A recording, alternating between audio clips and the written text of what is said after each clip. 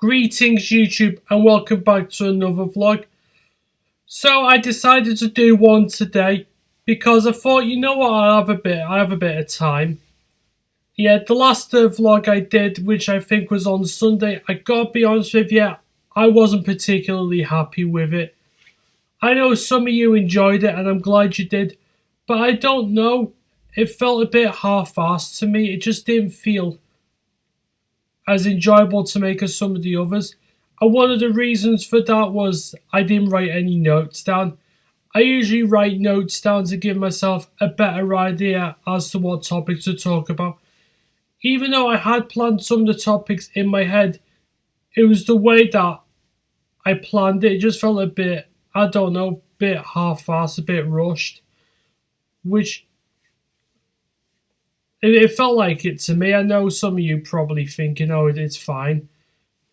But it is what it is. Sometimes I don't enjoy the stuff that I make, but it happens. We all have a video that we're not happy with, but as long as you enjoy it, then that's all that matters. And hearing some of the positive comments does help me feel a bit better. So anyway, I'm hoping this vlog is a bit more organised compared to the other one, for me at least, because I have actually wrote notes down. So anyway, let's begin. So yeah, the first subject I want to talk about is Liverpool's absolutely disappointing performance against Real Madrid. I knew a result like this would be coming. Yes, I know we started winning games. Yeah, both of them being a 2-0 win against Everton in the Merseyside derby and our 2-0 win in Newcastle. But even in those games, even when we won, they just didn't feel like very convincing performances though. And even though Liverpool have won those games, I don't know, something just isn't right about that team. And dear Lord, did Real Madrid do that to us? Did they? So yeah, so what happened was, I'm just having a quick read of the notes, what I put down. So anyway, so Liverpool took a 2-0 lead after 14 minutes. Yeah, because Real Madrid started off a little bit sloppy. And with the second goal, which I believe was scored by Cody Gakpo, Courtois made an absolute howler. So he gifted us the 2-0 lead. But after that, things just started to go wrong, and that was what I was fearing. Yeah. As soon as Vinicius Jr. then gave Real Madrid their first goal, Liverpool just absolutely crumbled under pressure. And then, I can't remember who scored the equaliser for Real Madrid, but dear Lord, Alisson made a right meal of it. Dear Lord. I mean, and then that was that. And the way things were going, I'm like, dear Lord, the second half is going to be an absolute nightmare. And lo and behold, it was. So yeah, then Real Madrid made it 3-2. And then, what the fuck did Liverpool do? What the hell did they do? The defence just went to absolute shit. Yeah, we just absolutely crapped ourselves. And it was 4-2 to Madrid. And then before you know it, it was 5-2 after it was after 60 minutes anyway. So we completely blew a 2-0 lead. But the thing was, the weird thing is about Real Madrid was they were not playing at their best. I gotta be honest with you, they were not playing at the best. Because the only reason why Real Madrid won the game was because Liverpool, I gotta be honest with you, we were a hell of a lot worse than what they were. And I don't know, it was like as if we didn't take the tie at all seriously. I mean, yeah, we lost to Real Madrid in the final last season, but I mean, I haven't got a problem with losing to Real Madrid, but at least give it a good go. We just didn't do that. We didn't do that at all in the second half. And it could have been a whole lot worse. In fact, the chances that Madrid had in the second half, I mean, it could have been like they could have had like 8 or 9 goals. That was it. And the thing is, they may not have been playing well, but at least they took their chances. We got absolutely punished because when it's 2-0, you're thinking, oh yeah, they might give you better hope. But I've been watching Real Madrid, and they're one team. They always know how to come back. They always find ways, and it's down to the experience that they have, thanks to players like Karim Benzema and Luka Modric. Yeah, and Carlo Ancelotti, let's be honest, he's one of the greatest football managers of all time, one of the greatest coaches. So he knows his stuff. So quite frankly, because of the away goal rule, if we beat Real Madrid 3-0, it means that the score would be level at 5-all, but it means that Madrid go through on the away goal rule. So that means that Liverpool have to win at least 4-0. They have to win 4-0 or have like a 4-goal difference against Real Madrid if Liverpool have any hopes of getting to the quarterfinals, which, let's be honest with you, that's impossible. And when you lose to Madrid in the first leg, you already know that you're doomed for the second leg. There is no way that Liverpool are coming back from this. The way we have been this season, absolutely disgraceful. And yeah, hopefully Liverpool can try and get back into the top four, which at the moment I still cannot see that happening.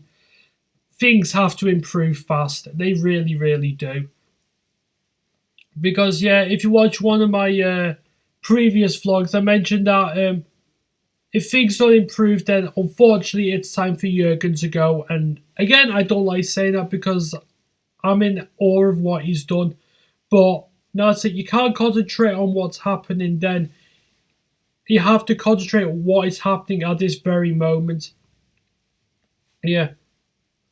Yes, but I cannot see Liverpool getting top four. I mean, Europa League is better than nothing, but I'm sorry, that for a team like us isn't good enough. I mean, for other teams who are finishing above us, they absolutely deserve it.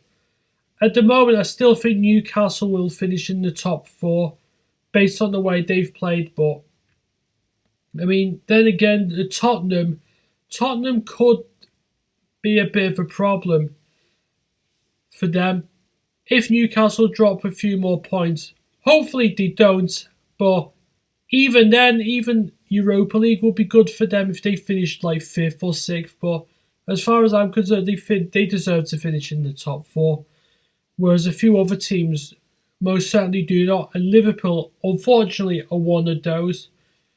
So yeah, I knew it was going to be a difficult evening, but dear Lord, I wasn't expecting Liverpool to completely shit the bed and concede 5 goals at Anfield. It's not on. It's not on. I mean, Madrid are a good team, but Liverpool, we have to do so much better. Yeah, I don't blame them for beating us. We deserve to lose. We deserve to get knocked out. I think most Liverpool fans can agree, unless you're some deluded one who think somehow we can score 5 or 6 at the Bernabeu. Yeah, I'd like to know what supplements you're taking, because they're not the same ones that most of us genuine supporters are taking. But dear Lord, the players need something, because they have just not been their usual selves. Even like the few extra signings that have come in, that have arrived at Anfield, it has made next to no difference. If anything, I don't think it's made any difference at all. But get this difficult season out the way and see what we can do, for the future. So that's enough of the football talk. So anyway, So what else have I wrote down? Oh yeah, yeah.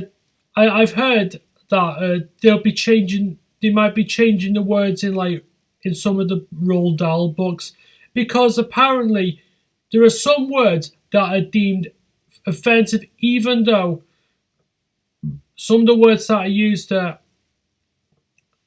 not have no intention of offending people. It's just that let's just be honest with you, the woke brigade have suddenly got offended over words that have no effect or any impact on their lives, and if they do, and if it does, they need to get the fuck over themselves. They need to get over themselves. So yeah, there's a few words that they've banned. I know one of the words is tramp, but unfortunately, yeah, people misconstrue that as you'd expect because that's the society we're living in, and also they're getting rid of the word fat. I mean, there's a few other words that they're thinking of replacing. I'm like, fucking hell, just grow a spine. There are worse things going on in this world. And yet, people seem more upset over a few little words that are used in a Roald Dahl book. And yeah, and it's meant, I heard somewhere that his daughter, Sophie, I think her name is, yeah. I know she's had to apologise on the behalf of those people. I know she had to do that a few years ago. But yeah, she has had to apologise on the behalf of those people who have got no fucking balls and need to grow up. I mean, come on, it's a book. It's a book. There are worse things going on in this world, like, I don't know, the Ukraine war and stuff like that. And yeah, you seem more upset over a book. I'm like, goodness gracious me, what on earth are you doing on this planet? Just take a spaceship, go to another planet so you don't get offended. Honestly, it is an absolute piss take. I mean, I know what they're gonna do though. I wonder if schools are now gonna ban the book of Mice and Men. Sorry about that, I got a bit of an itchy nose. But yeah, they're gonna. I wonder if schools are gonna start banning the book of Mice and Men. If I wouldn't be surprised if they did, because yeah, there is some language. I know, yeah, there's some language in it that it probably is derogatory, but again, it's just a book. There are worse things going on, and yeah, people seem more upset about a few words that are being printed onto paper.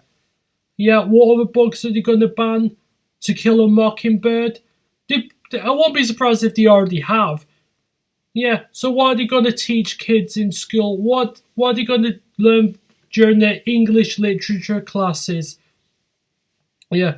Are they going to ban William Shakespeare? Oh yeah, they'll probably clock onto this. Yeah. It's a fucking book, people. Dear Lord.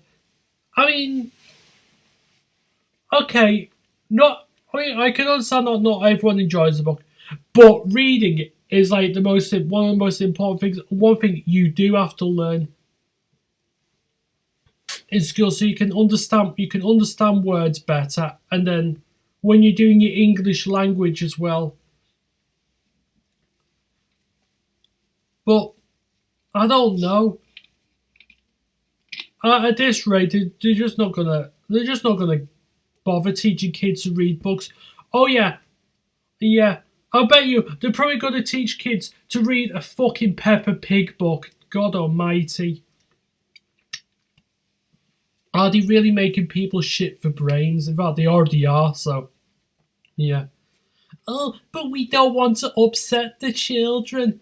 Well, unfortunately, sometimes you have to be upset. You can't spend all your whole life being happy and joyous.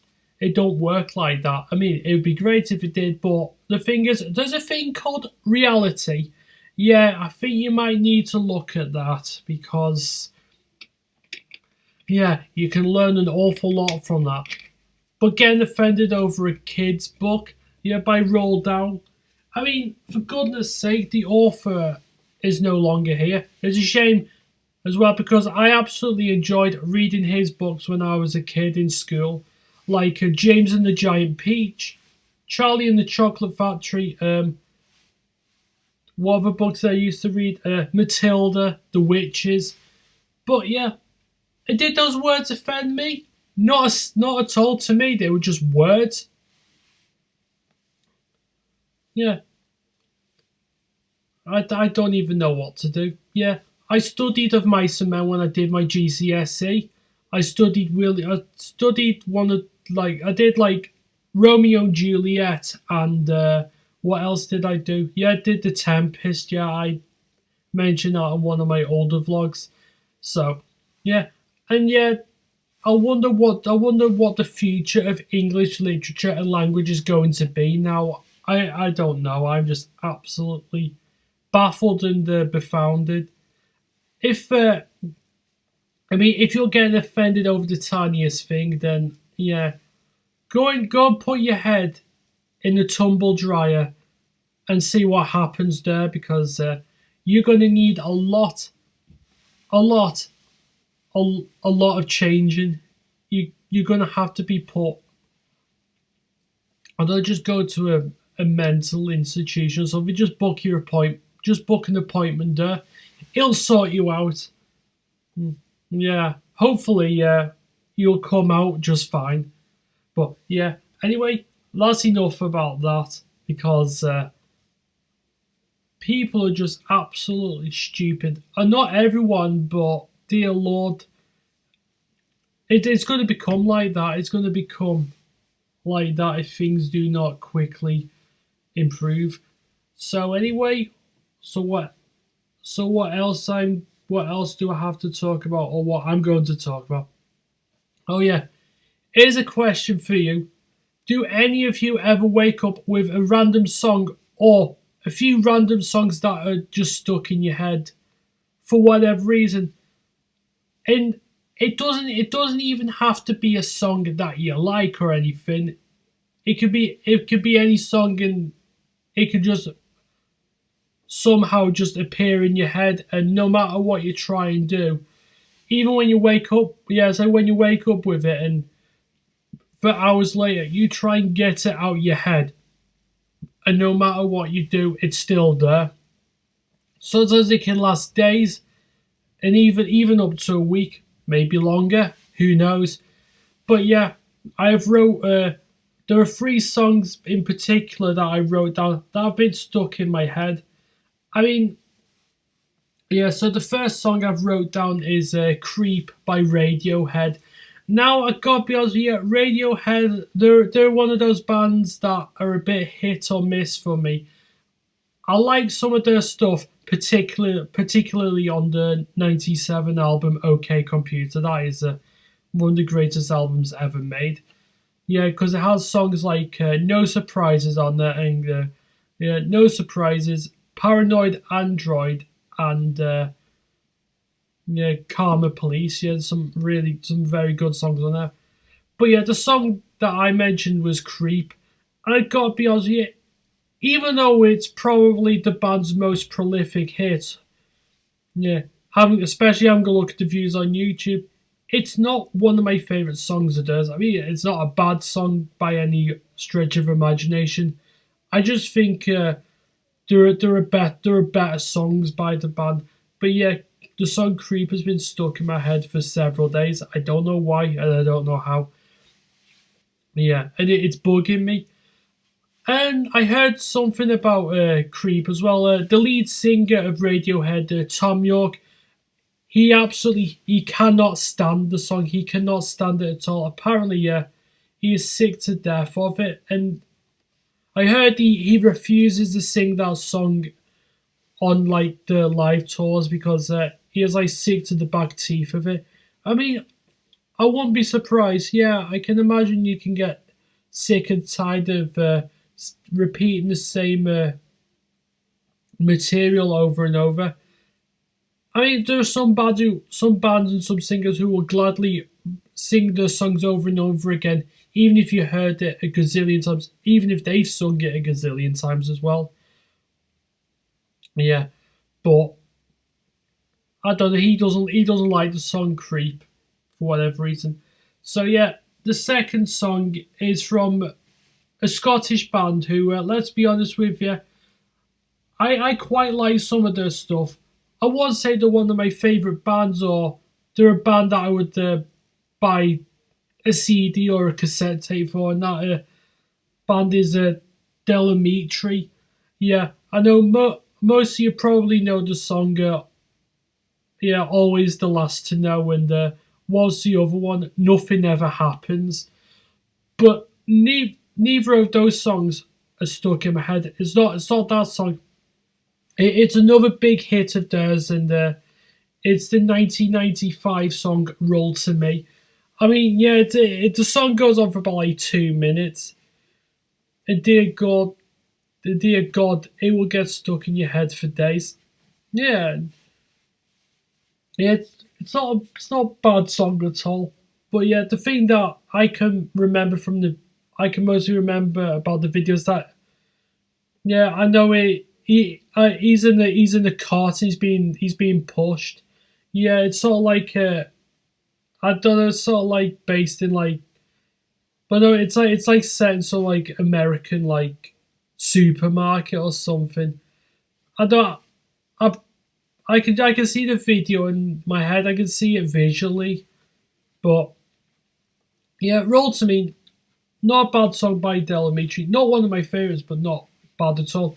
And then the last song that I got stuck in my head was is Master of Puppets by Metallica. In my honest mind, it's my not only is it my favorite song of Metallica's, but it is also from my favorite album of theirs, by the same, which goes by the same title as well, Master of Puppets. But yeah, I've had that song stuck in my head for quite a while, and you know what? I mean, I don't mind again stuck in my head though, because the reason why I like it is compared to some of the other stuff, it's a bit more, it's a bit more progressive. Like you have like a you have like your fast sections and your slower sections. I don't know.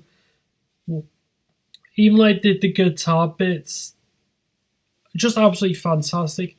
I mean, yeah, the first album I ever heard by Metallica was their 1991 album, yeah, Metallica, which I know it's got Enter Sandman and Nothing Else Matters.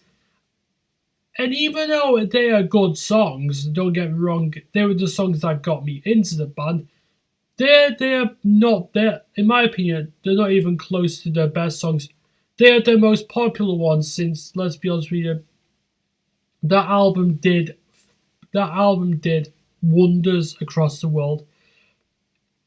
Yeah, I read some. I think it did like I think it was about over 17 million copies of it worldwide. And yeah, the songs Enter Sandman and Nothing Else Matters, they charted quite high up in the UK charts. Yeah, I believe I think Enter Sandman was in the UK top 5 as well. And Nothing Else Matters got to number 6. But yeah, that album's a bit more commercial, and that was the route that Metallica went from that point on. Which, let's be honest with you, wasn't their best. In my opinion, Metallica had lost their way a little bit from that album onwards. I'm not saying it's a bad album or anything. It's a very good album, but the stuff from Master of Puppets and Justice for All are so much better. And the more the metal, yeah, the more, I don't know, I'd say the Metallica at their absolute best. Yeah, from 1991 onwards, yeah, the music did change a little bit, and although that is a great album, yeah, Metallica from 1991, you could tell that the stuff was going to go downhill, and unfortunately it did. But they still made a few decent songs here and there. And one song that is I don't know, it just sounds a bit cheap and a bit tacky as the song Fuel. Yeah, that one, give me fuel, give me fire, give me double Charizard. Yeah, that's what it sounds like. Give me double Charizard. Yeah, what do you want two of them from Pokemon? And I don't it sound like I don't it sound like James Hetfield was having piles that day. He was probably singing that whilst getting a blowjob. I don't know. It's just the way he sounded. Well, it sounded like he was either having fellatio or having the turds. I don't know. Not a good song by them at all. But it's one of those ones. It's a bad song by them, but my God, I don't know, something about it that just makes me laugh. I don't know why. But yeah, I don't know where this was going though. All I was talking about was like waking up with random songs that just randomly appeared in my head. So anyway, we'll move on from that. So anyway, what have I been watching on YouTube? So I mean, I haven't really watched an awful lot on YouTube, but yeah, there were two. There were two videos that I watched. Well, one of them was a stream that I missed, and I'll explain about that in a minute. So anyway, what was I watching? Yesterday, I was watching. Lucosa. Yeah, yeah. What channel he is? I absolutely enjoy his stuff. But yeah, he's not afraid to speak his mind or anything.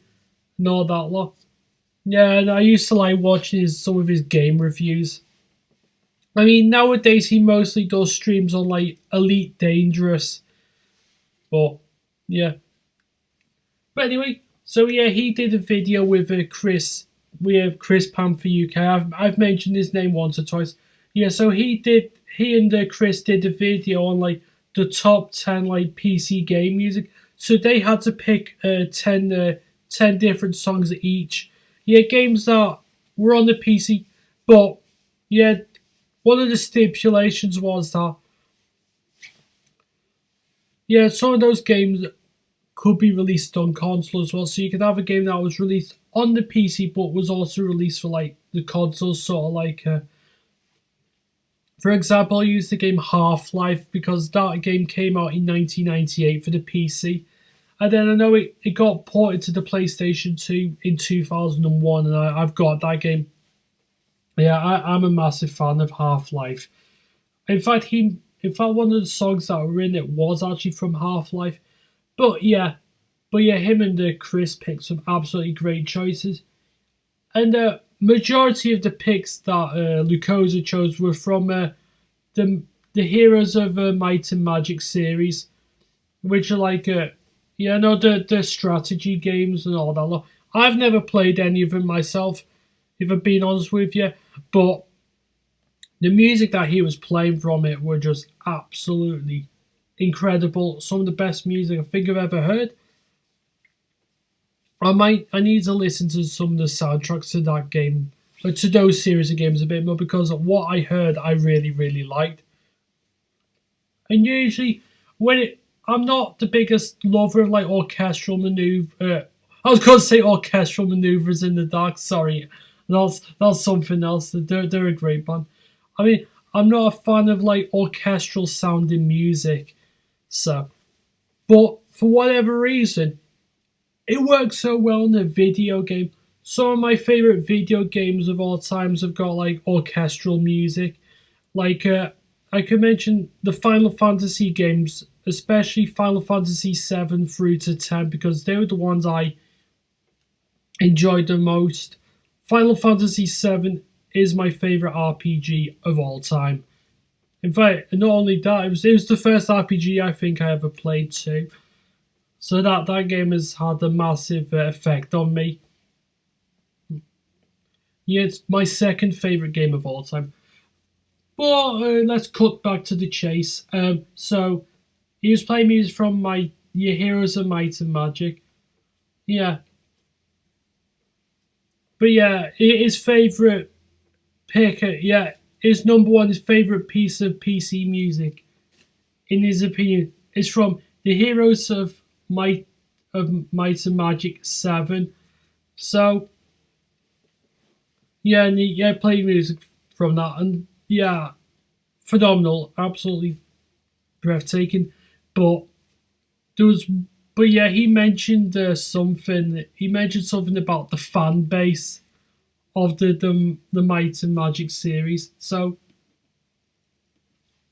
yeah, I know he mentioned that majority of the fans of the series think that the third game is the best one of the lot, and he said that after the third game, the fans have been criticizing the series and been, I don't know, been a bit unfair towards it.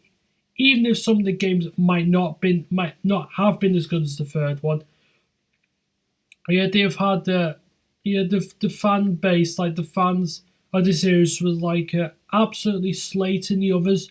Sometimes within reason, and other times just for the sake of whinging. If I'm being honest with you, so yeah, the seventh game, yeah, he mentioned that yeah, the developers of the game, they decided to have a look at the complaints from the fan base. So what they did was they listened to the fans. They asked them questions and said, what would you like? What would you like to have in your game? How would you like it to be? Most said they would like it to be like the third game. So they're like, okay, what else do you want me? What else do you want us to do? So yeah, they wrote down these ideas. They listened to the fans' ideas and they're like, right, you know what? We're gonna do what you said. So of course, so they go and make the game. So what happens? Yeah, when they release the game, so the fans were expecting it to be as good, or they were I wouldn't say expecting it to be as good as the third game, but they were probably expecting something that closely resembles as the third game. They try and get as close as possible. So yeah, they go and release the game, and then when it was released, I think it was released in 2015 or something like that. From what I can gather. So yeah, they released the game, and yeah, so they played the game, the fans, and guess what? After doing exactly what the fans had told them to do, after listening to them, so when the fans played the game, and guess what? They complained about the game being lackluster and said that there was hardly anything to do in the game, despite the fact that the people who made the game did exactly what the fans had told them to do. And so yeah, the fans were like bitching and moaning, saying, "Oh, that wasn't the game that we wanted," even though it was. And I can't remember I don't know who the developers were of the Might and Magic series. I gotta be honest with you, I forgot to note that bit down. But yeah, but the people who made it, guess what they did? Instead of apologizing to the fans or anything, they responded, and I gotta be honest with you, yeah, it was probably one of the best responses I think I've ever heard. Yeah, they told the fans to fuck off, and he said that we did exactly what you told us to do, and you're not happy. So how about that? Yeah, so they absolutely slaughtered the fans who asked them to make the game that they wanted. They got what they wanted, and they still weren't happy. So they said, "Oh, you can get stuffed." So yeah, let's just say that the fans got the message, and unfortunately for them, it was the last game in the series to be made, and unfortunately for them, there has not been another Might and Magic game because of the moronic fan base. So how about that? Dear me. I mean, that's it. Fan bases for most video games are just absolutely disgraceful. And you know what? I enjoy the games. You know, I might be a fan of certain series, but dear Lord, avoiding the fan base like the plague is like the right thing to do, because let's be honest with you, yeah, there are some absolute dickheads. There really are. The fans are just complaining for the sake of it. They've got nothing better to do with their lives. Like yeah, they want to feel validated. They want some validation in their lives. They want people to feel sorry for them. Well, it's a bit hard when you're being an absolute wanker. So yeah, if you don't dish out what you can't take. It's as simple as that. If you don't like it, then tough shit. And moping about it isn't going to solve anything now, is it? Dear Lord. But other than that, yeah, the picks for like PC music, absolutely fantastic. Yeah, and Panther, yeah, he chose one of my favourite pieces of bless me, got a bit of a sneeze. But anyway, he picked one of my all-time favourite pieces of music, and that was the in-game music to Metal Gear Solid.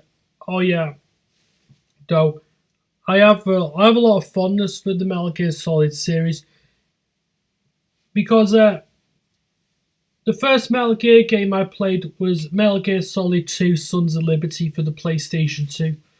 Yeah, I remember that was one of the first games I ever bought for that system. And yeah, I am. And you know what? I've been a fan since. I mean, I already knew the first Metal Gear Solid, but I remember I didn't play the game at the time. It was until after playing Metal Gear Solid 2, which I enjoyed that game quite a bit, even though I know it's not the best one because a lot of people didn't like the character Raiden, which, yeah, I can understand why. He didn't bother me personally, though. Nothing could beat good old Solid Snake when you do play as him. But yeah, I had a blast with Metal Gear Solid 2. So I decided I'll go and play the original, and my goodness, I was just absolutely blown away by it. Yeah, not just the cutscenes and everything, but yeah, the gameplay in the first one. I don't know. I was absolutely hooked with it, and I completed it as well a few times actually, but I've not played through it in a while. But yeah, I will say though, the first Metal Gear Solid on the PS1 is my favorite game in the series. But yeah, because I was not expecting the first game to be as amazing as it was. I know a lot of people say no, it's a great game, and I'm like, I know I'm listening to reviews like, you know what, I might play the game myself because I started off with the second game. So I went back to the first one, and yeah, just phenomenal. And Metal Gear Solid 3 Snake Eater as well, absolutely fantastic, great game. And yeah, a lot of people consider that one to be the best. Yeah, yeah, that I thought that game was a bit more tougher compared to the other ones, but it was still a ton of fun. Then there was Metal Gear Solid 4 on the PS3. Yeah, yeah, I bought that game when I got my PS3. Again, even though I thought the first three games were better, I still enjoyed the fourth game quite a bit. Yeah, if I ever get another PS3 again, I would definitely play Metal Gear Solid 4 again. Great game. And then let's be honest, and then there was Metal Gear Solid 5. As far as I'm concerned, that game can go and die in the ditch for all I care. Yeah, Metal Gear Solid 5: The Phantom Pain. What an absolute pile of wang. Just don't even bother. Yeah, the Metal Gear series has completely and utterly shit the bed. So avoid it. I don't know if you want to play Metal Gear Solid 5. Yeah, yeah, dear Lord, you're going. I tell you what, eating a cactus is more pleasurable. That's all I can say. Just don't play it. If you want to suffer, don't blame me. But anyway, yeah, he played the main tune, like the intro theme to the original Metal Gear Solid. Yeah, the absolutely phenomenal piece of music. I could listen to that on repeat. Though one of my favourite songs in the game is The Best Is Yet to Come. Yeah. Yeah, the music that they play in the end credits. So yeah, beautiful piece of music. So yeah, what else have I been watching? Yeah, I mentioned that there was I briefly mentioned that there was a stream that I missed, so I watched the rest of it when I had chance. Yeah, it was a retro bear. He was doing like he was doing like his like podcast thing, and the subject that they were talking about was the Nintendo 64, and he said that he said that the Nintendo 64 was like a console that that people have a love hate relationship with. Now, I will say though, I've owned two Nintendo 64s, and you know what? I did like the N64. I mean, definitely not as much as the PlayStation because that was. I still think that's the greatest console of all time. But I mean, there are a few things that the Nintendo 64 did better, especially. Well, that was mostly down to the multiplayer because unlike the PlayStation where you had to get a multi-tap to have like up to 4 controllers on, possibly even eight for some games. At least you didn't have to buy an adapter for the Nintendo 64. And yeah, the controllers had some unique colours to them as well. I mean, you can get some unique coloured like Nintendo 64s, but though most people, though I never knew any of my mates have like the multicolored like Nintendo 64s. The only ones I ever saw were like the black ones with like the grey controller, and like I knew one of them. He had like all different colored controls for his Nintendo 64. Other than the standard grey one, they had there was a red controller, a blue one, yellow, green, you name it. But yeah, the Nintendo 64 was a very good console, particularly for first-person shooters, like games like GoldenEye and Perfect Dark. Though some good games. Heck, there's a good version of it. The World Isn't. Yeah. What was it? What was that James Bond one? I try to think of those, but well, I mean, I know it was the Bond. It was the Bond game. Yeah, I know it was after Tomorrow Never Dies because that wasn't on there. Was it The World Is Not Enough or something like that? I cannot remember. And the embarrassing thing was I did actually have that game for the PlayStation 1. Yeah, but the Nintendo 64 version of that game is actually quite a bit better.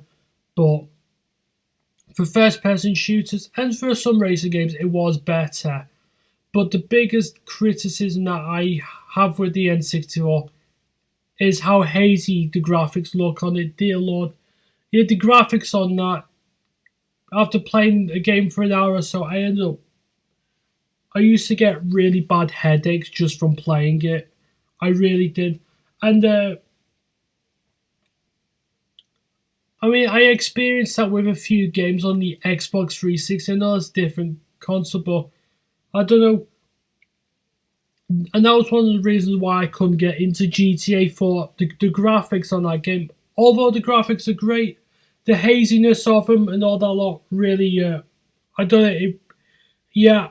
I will say though, GTA 4 though, I don't know why. It was one of the few games to give me a migraine. Unfortunately, because I didn't mind the game. I mean, it wasn't the best GTA game, but I mostly enjoyed it for the story. But the headaches I got from it were just. I couldn't bear to play the game any longer. It's a shame. But yeah, I could play GoldenEye for a good hour.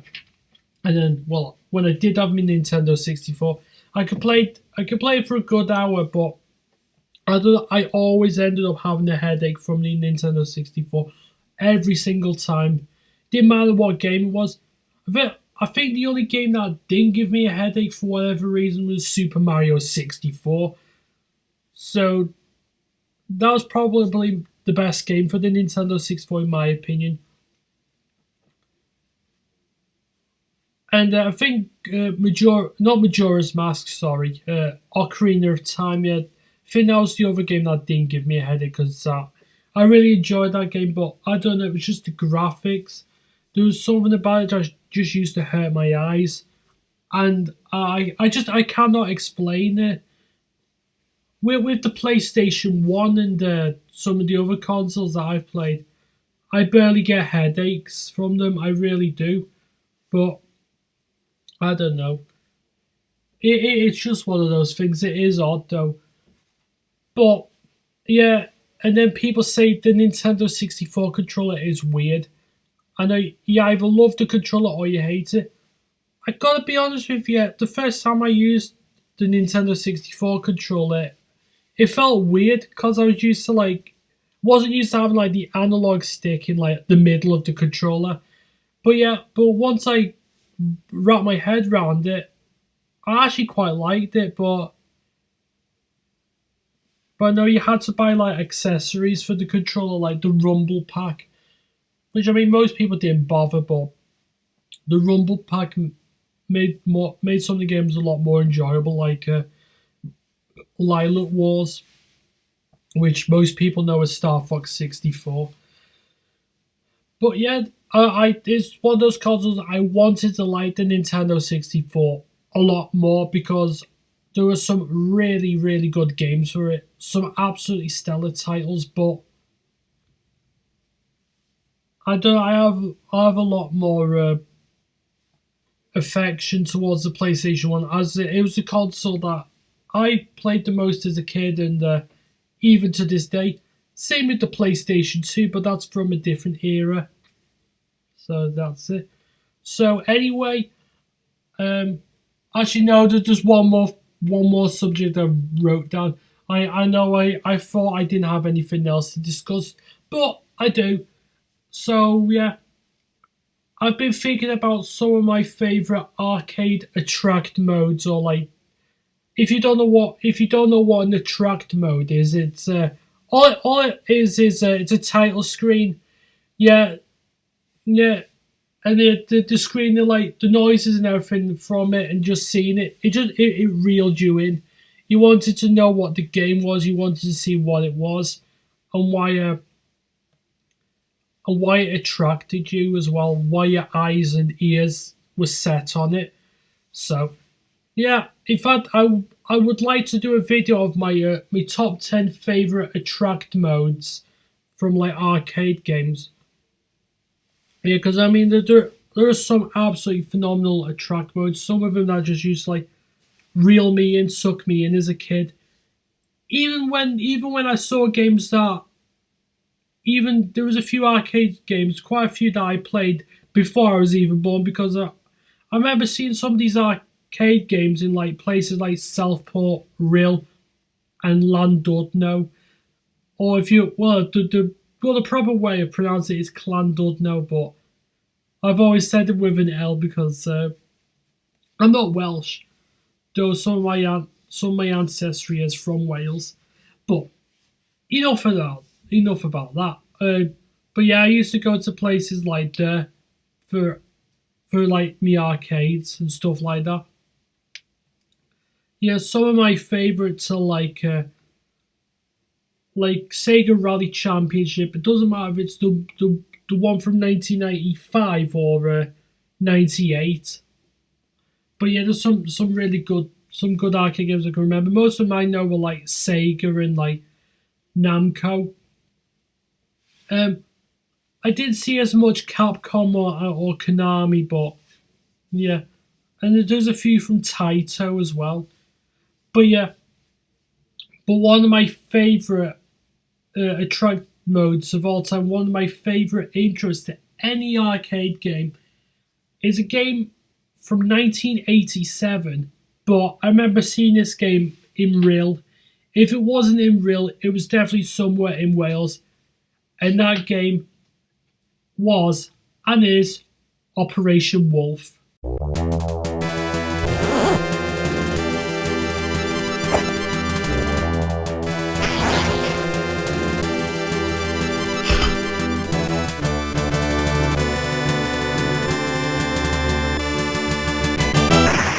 Operation Wolf. Yeah, another game that had decent conversions on the microcomputers and the 16 bits as well. Because there was some good versions on the Commodore 64, the ZX Spectrum, Amstrad. Even some of the console versions of Operation Wolf, like the Master System one and the NES versions, which are good. Yeah. But yeah, I know there was the other Operation game that came out afterwards, which was Operation Thunderbolt. Not as good, but it's still a decent game. I still think Operation Wolf is probably the best of that series. And I like some of the other like railguns games as well. Some of the shooting games like Point Blank and Time Crisis. Yeah, Namco knew how to make a great game as well. And yeah, it'd be good to do that. Good making a video of like my top 10 favorite arcade attract modes. Yeah, I will keep that in consideration. So anyway, I think I will wrap this video up, and hopefully it's a bit more organized than this time. So anyway, I hope you all have a good day. I shall see you soon. Take care.